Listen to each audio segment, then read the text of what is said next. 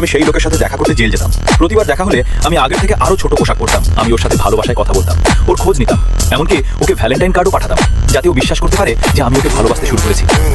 জেলে ওকে প্রায় অন্য বন্দীরা বিরক্ত করতো, কিন্তু ও কখনো ঝগড়া করতো না, কারণ ওর একটা মাত্র স্বপ্ন ছিল যত দ্রুত সম্ভব জেল থেকে বেরিয়ে এসে পুরো জীবন আমার সঙ্গে কাটানো। একদিন দেখা করার সময় ও আমার হাত ধরে বলল যে ও পারলো পেয়ে গিয়েছে।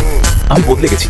সে ধীর স্বরে বলল, এবার আর তোমায় কোনো ক্ষতি করবো না। আমি হালকা একটা হাসি দিলাম, যেন তার কথায় আমাকে একটু বিশ্বাস হয়েছে। কয়েকদিন পর আমি কাজে ছিলাম, তখনই ফোন এলো। সে ছিল জ্যাক। সে জিজ্ঞেস করলো আমি কি তার পাঠানো ফুল পেয়েছি। ঠিক সেই রাতেই হঠাৎ সে আমার বাড়িতে এসে হাজির হলো। আমি অবাক হওয়ার ভান করলাম, বেশি কিছু বললো না, শুধু বাড়ির ছোটখাটো কাজগুলোতে সাহায্য করতে লাগলো। যখন ছাদে ছিদ্র দেখলো তৎক্ষণাৎ সেটা ঠিক করার কথা বলতে লাগলো। তখনই বাবা ঘরে ঢুকলেন। জ্যাককে দেখতে পারলেই তার মুখে রাগের ছাপ পড়লো, মাথায় রাগ উঠেছিল।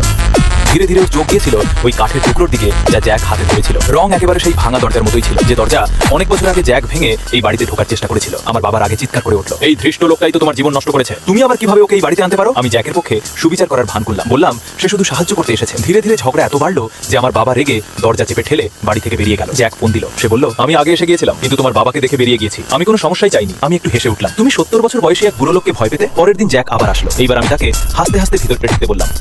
আমি তাকে লেবু জল দিলাম, আর আমরা দুজনে এক পুরনো চেয়ার খুঁজে বসে সেটাই রং করতে লাগলাম, একদম একটা স্বাভাবিক দম্পতির মতো। কিন্তু কিছুক্ষণ পর জ্যাক হঠাৎ অস্বস্তি অনুভব করতে শুরু করলো। সে বলল, আমি তোমার বাথরুম ইউজ করতে পারি। আমি কয়েক সেকেন্ড চুপ করে রইলাম, পরে ধীরে ধীরে মাথা নাড়লাম। বেশি দেরি না হলেই বাথরুম থেকে একটা জোরালো শব্দ এলো। জ্যাক সে অজ্ঞান হয়ে গড়িয়ে পড়েছিল। যখন তার চোখ খুললো তখন দেখলো নিজেকে একটা চেয়ারে বেঁধে রাখা হয়েছে। এরপর কি হবে জানবার জন্য সাবস্ক্রাইব করো।